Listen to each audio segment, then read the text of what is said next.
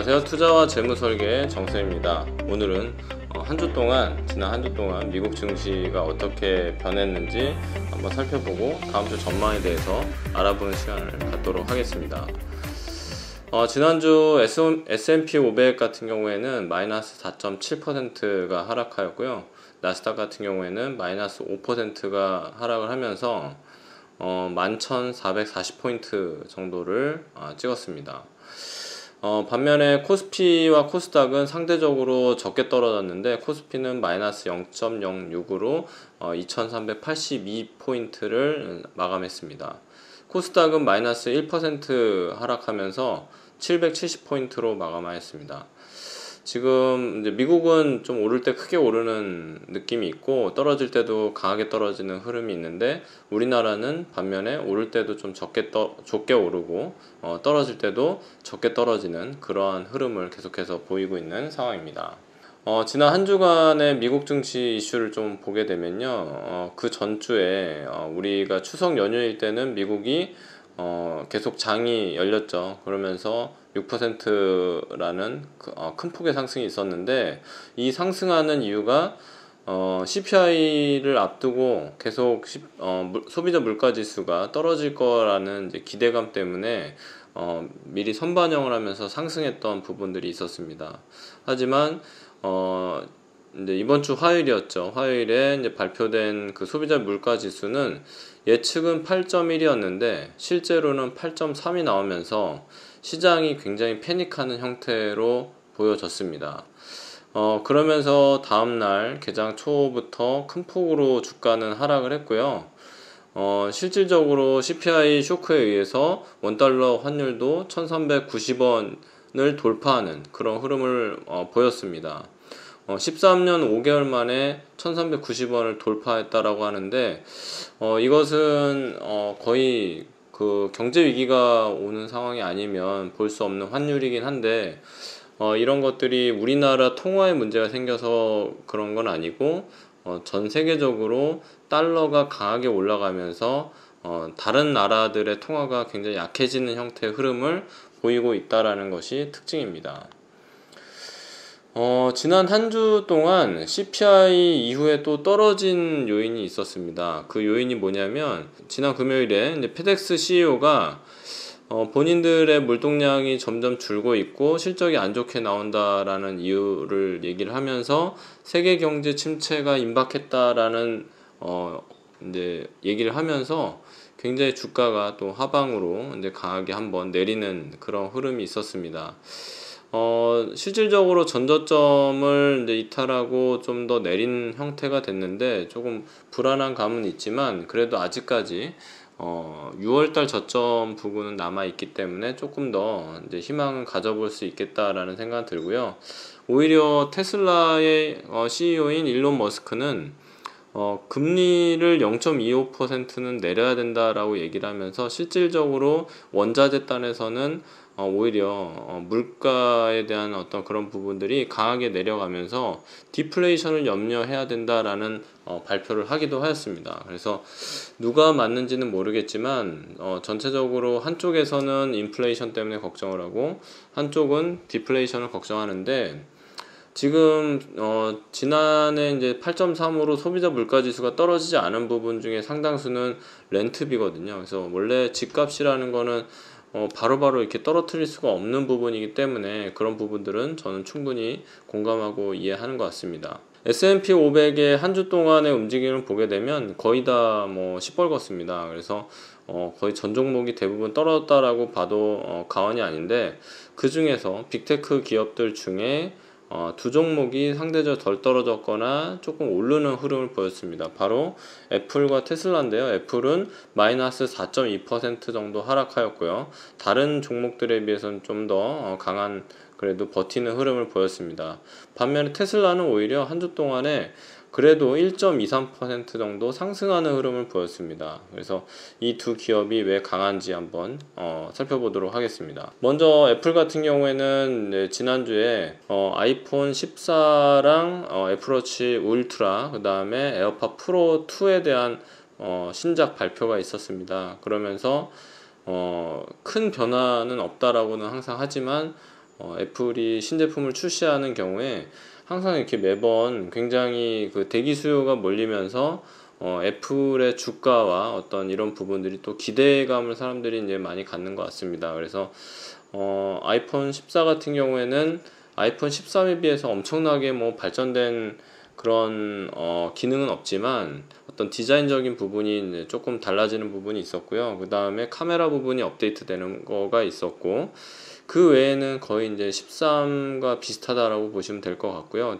다만 그 애플에서 직접 만드는 반도체죠. M2 칩이 이제 들어가면서 훨씬 더 배터리 사용 시간이나 이제 이런 부분들이 길어졌다라는 것을 볼 수가 있습니다. 그리고 마찬가지로 애플워치 울트라는 기존의 디자인을 뛰어넘어서 훨씬 더 고사양과 조금 더 다른 어떤 기능들이 탑재되면서 심해에서도 쓸 수 있는 어떤 그런 기능들이 이제 탑재됐다라고 합니다.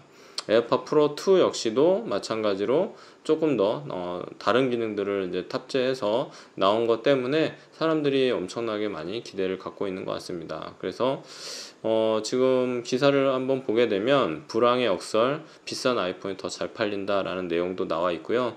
그 다음에 아이폰 14 프로 고사양 카메라 탑재에 전작보다 인기가 있다라는 형태의 이제 기사를 볼 수가 있습니다. 우리나라는 아직 살 수 있는 상황은 아니지만 기대감이 계속해서 반영되고 있는 것 같습니다. 다음으로는 테슬라 이슈를 한번 살펴보겠습니다.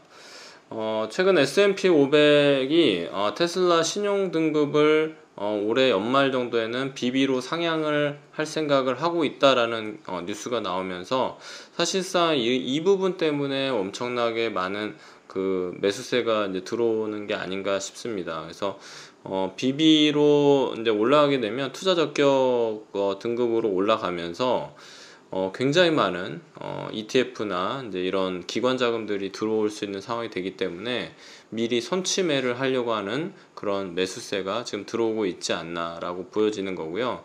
그 다음에 또 하나 이제 기대감이 9월 30일 날 이제 진행하는 AI 데이에 굉장한 큰 기대감이 있습니다. 그래서 실질적으로 지금 테슬라는 자동차만 판매하는 회사가 아니라 로봇을 판매하기 위한 어떤 로봇 개발 중인데 사진에서도 보시듯이 실질적으로 이 로봇이 손가락이 굉장히 디테일하게 움직여지면서 하트 모양을 하고 있는 포스터를 볼 수가 있는데 이런 것처럼 굉장히 그 사람들이 하기 귀찮은 일들 어떤 이런 부분들을 할 수 있는 로봇을 지금 테슬라가 만들고 있다라고 보여지고 있습니다. 그래서 이번 9월 30일 날 과연 인공지능형 이제 로봇이 어느 정도 수준으로 나올 수 있느냐에 대한 부분이 기대감이 반영되고 있는 것 같습니다. 마지막으로는 얼마 전에 유럽에서 충돌 테스트를 했습니다. 전 차종을 다 이제 가져다가 이제 충돌 테스트를 했는데 놀랍게도 테슬라의 차종들이 모델 3, 모델 Y 모두 다 안전 등급에서 최고 등급을 이제 받게 되면서 전 세계에서 가장 안전한 차라는 것을 증명하는 그런 뉴스가 있으면서 굉장히 테슬라의 매력적으로 지금 매수세가 들어오고 있는 것 같습니다. 그러면 다음 주에 이제 이슈는 어떻게 되느냐를 한번 살펴보게 되면요. 다음 주에 이제 FOMC가 있습니다. 화요일, 수요일 요 사이인 것 같은데, 이때 이제 과연 금리를 0.75를 발표할 것이냐, 아니면 1%를 발표할 것이냐에 대한 그런 부분들 때문에 약간은 주가가 조정을 더 받고 있는 것이 아닌가 싶습니다. 그래서 제 생각에는 0.75로 발표가 된다면 이미 그 부분이 지금 반영된 주가이기 때문에 그때부터 상승할 수 있지 않을까 생각이 들고요. 반면에 이제 1%가 발표가 되면 여기에서 훨씬 더 이제 하방으로 좀 내리꽂는 그런 흐름이 나오지 않을까 싶습니다. S&P 500의 주봉 차트를 한번 보겠습니다. S&P 500 주봉 차트를 보게 되면은 6월 달에 바닥을 한번 찍고 그 다음에 7, 8월 상승하는 흐름을 보이다가 최근 들어서 이제 좀 몇 주째 이제 하락하는 패턴으로 이제 이렇게 좀 내려가고 있는데 지금 형태로 보게 되면 헤드앤숄더의 이제 그 거꾸로 나와 있는 어떤 모습인 역헤드앤숄더 패턴이 만들어지고 있는 게 아닌가 저는 싶습니다. 그래서 6월달 전저점을 깨지 않고 지금 형태 정도에서 다음 주에 기대감과 함께 FOMC 회의가 잘 끝나서 상승하는 흐름을 보여준다면 역헤드앤숄더 패턴을 만들면서 추세적으로 상승할 수 있지 않을까라고 생각이 들고요.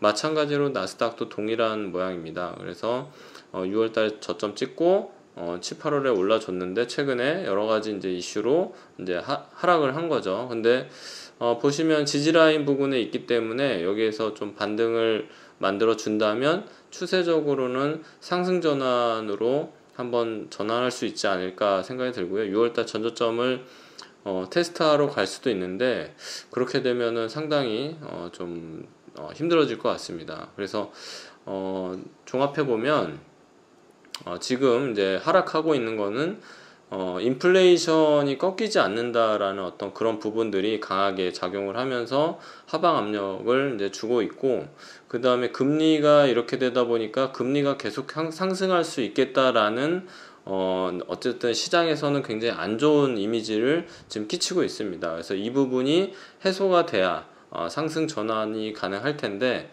가장 중요한 거는 다음 주에 있을 FOMC 회의의 결과로 인해서 변곡점이 날 수도 있고 강하게 하락이 더 나올 수도 있는 그런 상황이라고 보여집니다. 그러면은 다음 한 주 동안 여러분들 잘 대응하시기 바라고요. 그러면 저는 다음 주에 한 번 더 또 살펴보는 시간을 갖도록 하겠습니다. 감사합니다.